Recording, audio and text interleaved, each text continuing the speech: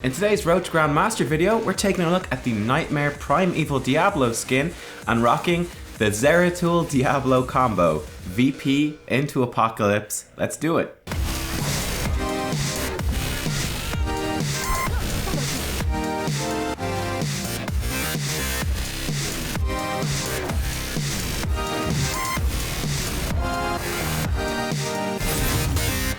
Hey guys, Nubkeks here and welcome to the draft for this game. As always, there are timestamps in the description if you wish to skip ahead to the actual game itself, though there is always a lot to be learned from the draft. You can see here that the enemy team is going to be banning first. We're not the team captain this time, which is always nice. And yeah, we're going to be double picking on our side before the second ban phase, which always opens up some sort of interesting strategies, I feel. So I mean, yeah, we'll see what the bans are that go through first, and then we can kind of take it from there in terms of, you know, what we're looking to build, what sort of things we want to pick up, what we want to hide in our draft, and all that sort of stuff. So this one goes pretty well for us in terms of fitting into that mold of kind of keeping things fairly hidden and making it difficult for the enemy team to ban away. They actually choose to ban away Dahaka, which is a pretty reasonable ban, and then our team is going to ban out Sonya. So two of the big best solo lane bruisers are going to be gone, definitely limiting that that tanky front lane pool. And I'm seeing our teammate here is instantly sort of going for that Zeratul. So I'm then going to hopper the Diablo.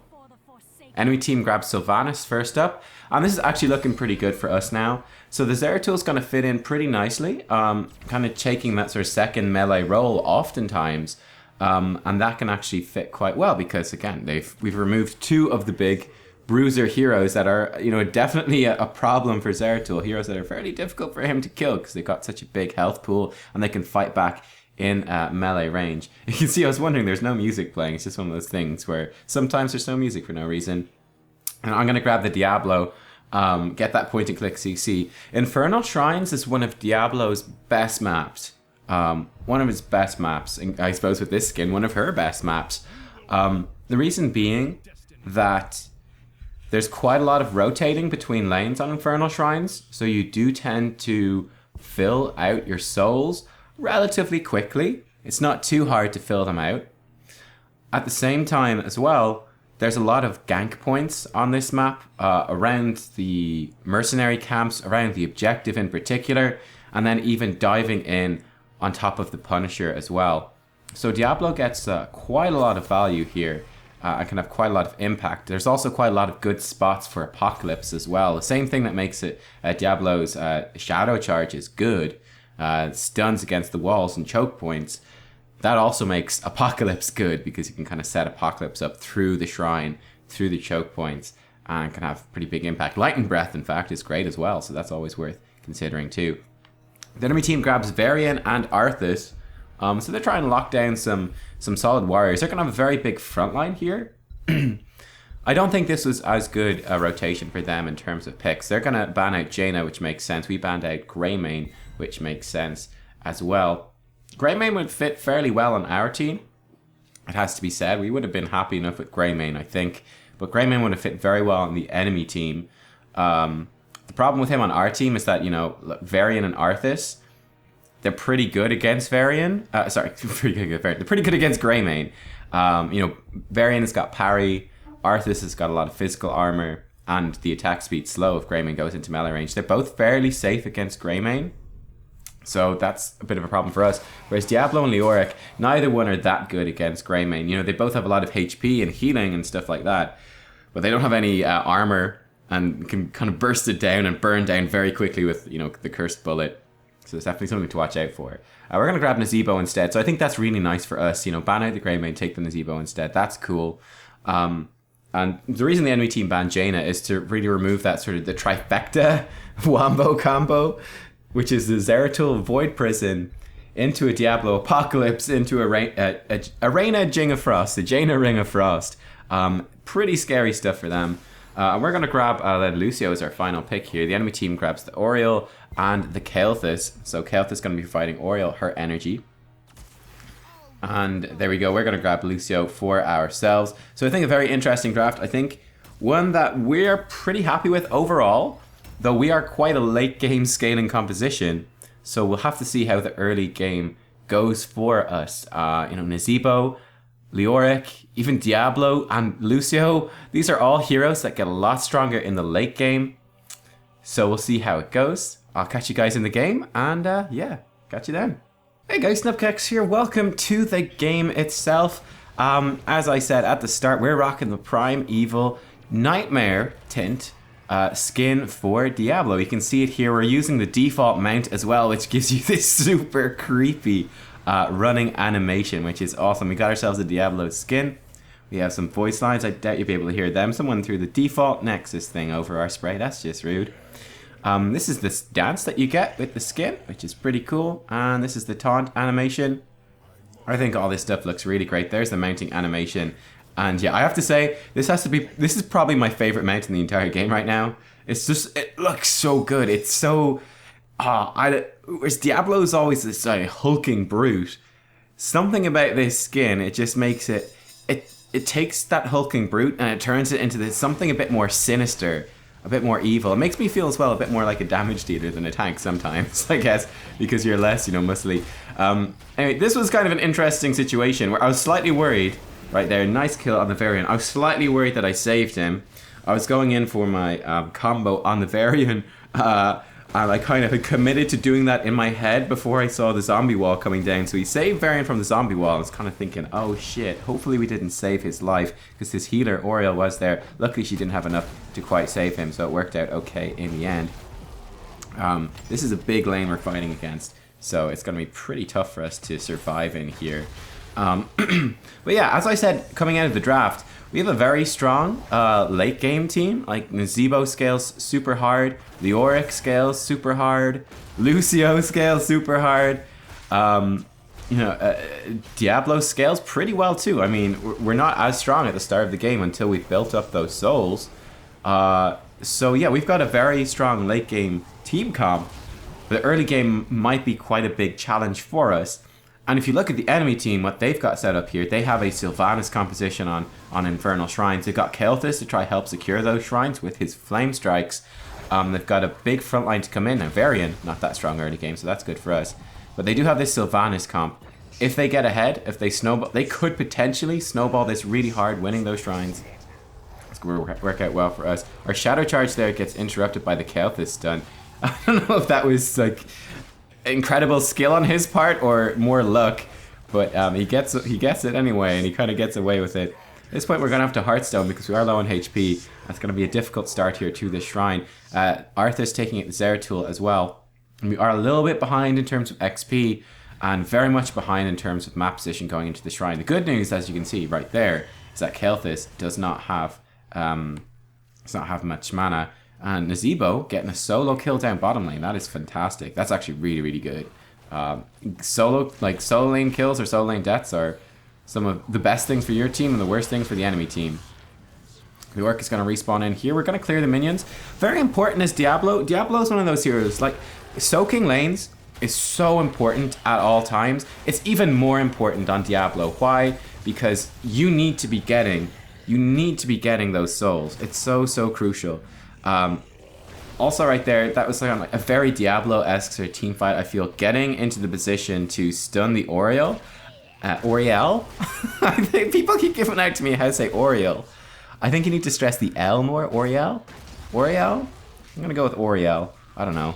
Maybe that will keep people happy. There's only one correct way to pronounce things. That's obvious, That's the thing I've really learned from the fact that there's multiple English-speaking countries over, with multiple accents and regions within them. Anyway, that's enough ranting.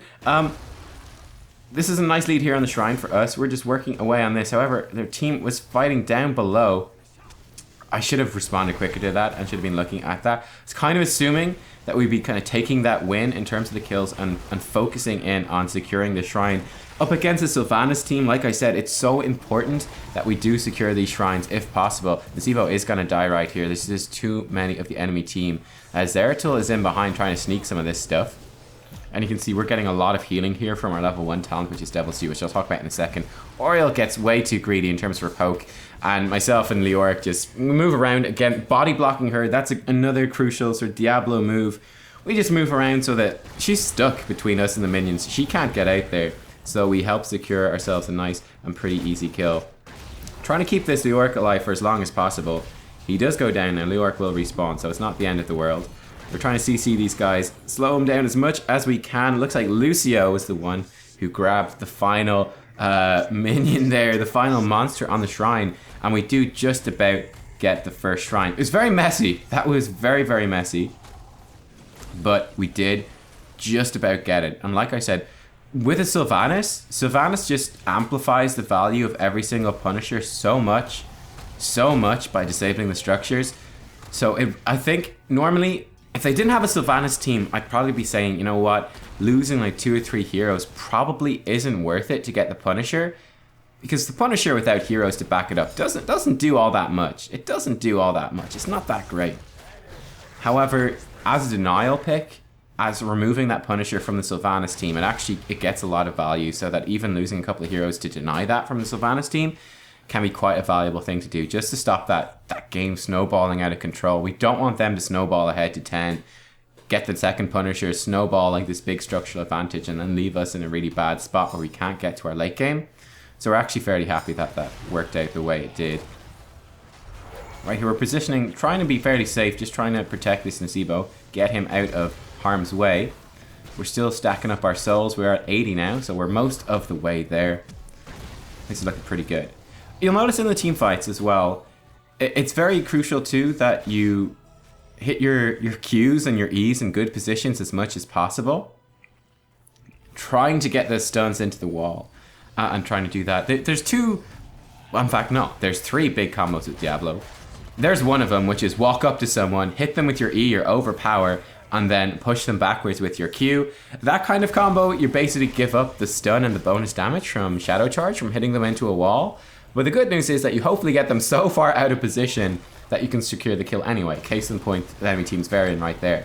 Another combo is, of course, queuing in with Shadow Charge and then flipping them over. Oh my god, the spider's almost got the kill. It might have been worth it to dive over. I was trying to bust down the wall there in order to do so. If we break down the wall and there's an escape route, then I could dive in much more aggressively. Doesn't matter, Zeratul gets a brilliant flank and he picks up the kill. Nicely done. The other combo is to Q in and flip them back with your E. Not too shabby. Then the third combo comes at level 16, which is probably the best combo, which is we get the Domination talent, which resets our Q, our Shadow Charge, whenever we use our E, our Overpower. So we can Shadow Charge in, stun them against the wall. Then after that stun expires, we can overpower them over our shoulder. Then we can just Q them backwards into our team. So we kind of get the best of both worlds. Sometimes if they're in a choke point, you can even stun them between 2 walls, which is amazing. And you stun lock someone for, you know, the guts of like 3 or 4 seconds, which is really, really powerful. Nasibo is unfortunately way out of position and he dies. Not the best thing to do on the shrine. So this makes this rather awkward. I love this, by the way. There was quite a bit of banter, I felt like, in this game. Someone was like, Leoric, can you soak top lane real quick? It's like, no, I'll do it real slow. Check in here. I noticed I was kind of kicking myself. I was getting hit by a couple of flame strikes. I was going, these don't hurt me. And then I went, oh, no, hang on. I should dodge these. I'm probably giving him stacks. And then I checked and yeah, he's pretty much finished his quest now. We gave him a 1 or 2 free stacks there, which is pretty stupid. Definitely don't want to do that. Right here we can position a little bit. We've got Leoric and I'm safe here with Diablo in terms of where I'm at. So we could maybe pick a fight here on the shrine. That's a great zombie wall. Locks both the tanks out in a really rough spot. We're going to flip the Varian back, try to get him in a bad position. This is a great apocalypse. Right through that choke point, locking it all in. So Sylvanas gets caught. Big sound barrier comes out as well. Right, we're able to queue into this zombie wall. We flip the Oriel backwards. The enemy team does secure the Punisher. Zeratul locks up that Oriel kill. I'm probably saying it even worse. And yeah, we walk away with 4 kills right there. The enemy team does get the Punisher, but this is not too bad for us. We are up 2 levels as well, so we're going to happily take that XP lead. And yeah, with Sylvanas being dead, it doesn't matter if it's Sylvanas team pushing with the Punisher. There's no one there to push with it. We can mop this Punisher up very, very quickly. So I think from our side, in a way, this shows kind of the downsides, the negatives of you know, sacrificing your lives for a Punisher. Yeah, the enemy team got the Punisher this time, but it actually hurt them more than it hurt us. The Punisher didn't do very much damage. We got a nice chunk of XP from those kills, so we walk away very, very happy with how that went. Let me mention my talent build here. It's a talent build I've covered a lot of times before on the channel. Zeratul is absolutely beasting this game as well. He's picked up and secured a whole bunch of solo kills. He's doing a really good job. I would say our teammates are doing a good job for the most part. The Nzebo, I would say, in terms of our team play so far, before I jump into those talents, the Nzebo's positioning has been pretty bad. He's died a few times for kind of stupid reasons. Good news is he's Nzebo. All he's got to do is get to like level 16, and he's one of the. He's going to be great no matter what. Like you can't really be bad. Right here, I'm trying to get into position to stun someone. Nice route from Arthas. Oh no, we get interrupted. Ah, that was almost beautiful. The plan there was you can stun people into the fort runes with your Q. It's going to shadow charge Oriel into the fort runes and then flip her back with overpower. And see here, this is a mistake as well, this Apocalypse. It got some value in the sense that it zoned off the enemy team to the left-hand side. But against the Oriel, one of the things you can do is Apocalypse, right, well, Crystal Aegis, it locks one of her teammates in stasis. So you can totally abuse that, and you can throw down the Apocalypse to get a guaranteed stun on a priority target in stasis. Yeah, it's that kind of T5. I wasn't going to do that on the Varian, because he's Varian. He's very difficult to kill anyway. But in that situation, I threw it out in the end because I kind of felt like, well, hang on a second, actually, judging by the positions here, we might actually be able to grab the kill if we get a stun. This could be worth it. It wasn't, so it's a waste of the heroic. Might have been worth the try, but yeah, it definitely did not work out at all. Here, we're going to take things pretty slow here. Arthas just popped Army of the Dead, so, I mean, that's a big win for us. That's their, you know, main frontliners' biggest cooldown gone. So that's great. That puts us in a great position to fight this shrine. They're down a very important heroic. That was Phoenix as well, which is going to be down for a little while. So yeah, that puts us in a great spot. That's a really nice move by the Zeratul. Nice stun, but we should still secure, hopefully, the kill on her. Not quite getting the kill there. This would have been such a great position for an APOC combo. That would have been beautiful. We don't have it though, but we're able to grab the Sylvanas. We get stunned once again. We're just going to flip her back once we get her. She's going to be able to wave out of there. But Zeratul is able to pick up the kill on the Oriel at the same time. Almost gets the kill on Sylvanas. Doesn't quite work out. But yeah, we secure ourselves a couple of kills right there with that fight. Not too bad. Again, much as the enemy team was fighting down a couple of heroics, we were fighting a couple of heroics down as well. And the Kelthus has been a real pain in our backside with his stuns. He's been interrupting and interfering with our stun combos quite a lot. But the good news is that we are ultimately, at the end of the day, the team's tank, the team's main tank. So if he's stunning us, it means he's not stunning one of our more vulnerable teammates. So we'll happily enough take that trade-off. This also gives us a really nice lead in the shrine. And we're now 3 levels up, which is a very, very big deal. And this is looking really good for us. Talents. Level 1, Devil's Due. This improves the healing effects of wells and regen globes by 2% per soul. So at 100 souls, we get 200% bonus healing for every regen globe and every well. Basically, a healing well from like 1% HP and mana will heal you up to full. And regen globes will probably heal you for about 1/3 of your HP and mana. Considering that level 16 we got almost 7,000 life, we got 6,500. That's a lot of healing added up. Right here you can see I'm stalling out the shrine just to let us get in the best position possible.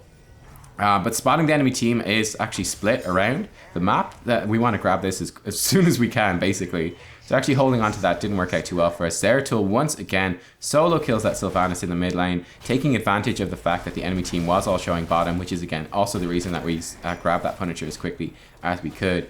But yeah, we're basically in a good spot to take the Punisher at any time, during which we're going to have level 16 talent advantage over the enemy team.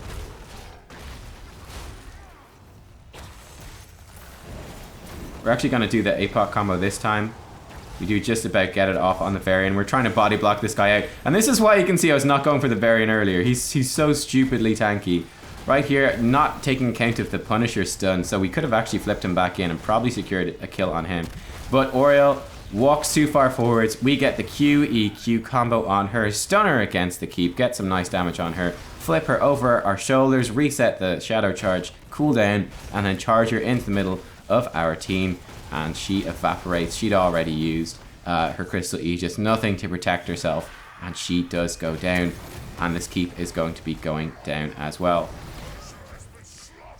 Looking for this Kel'Thuz's kill. We're going to be able to pick it up. We've got Bruiser Camps pushing in here, so we might be able to make a play. The Oriel is going to be back up in a second.